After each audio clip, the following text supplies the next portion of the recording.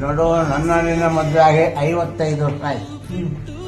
ಇದ್ರಿಗೂ ಭಗವಂತ ನಾನು ಕೊಡಬಾರ್ದು ಕಟ್ಟೆಲ್ಲ ಕೊಟ್ಟಿದ್ದಾರೆ. ಅದೇ ತರ ಜನಗಳಿಗೆ ಎಷ್ಟೋ ಪ್ರೀತಿಯಲ್ಲಿ ನಾನು ಕೊಟ್ಟ.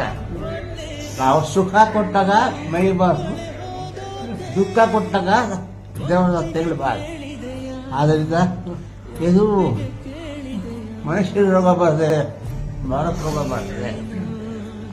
ಈ ಥರ ಕಾಯಿಲೆ ಎಷ್ಟೋ ಬಂದೊಟ್ಟೋಗಿದೆ. ಅವಾಗ ತಡೆಯುವ ಶಕ್ತಿ ಇತ್ತು.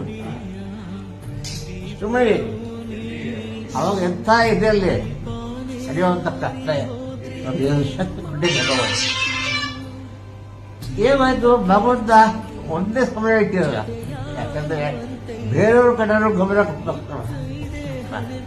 ಅದೇ ತರ ಹೆಸರು ನೋಡ್ಕೊಂಡು ನಾವು ರಾಜ್ಕುಮಾರ್ ಬಿ ಸರೋಜ ಇದ್ದಂಗೆ ಭಾಗ್ಯವಂತರ ಪಿಕ್ಚರ್. ಹಾಗೆ ಆಗ್ರಮ್ಮ.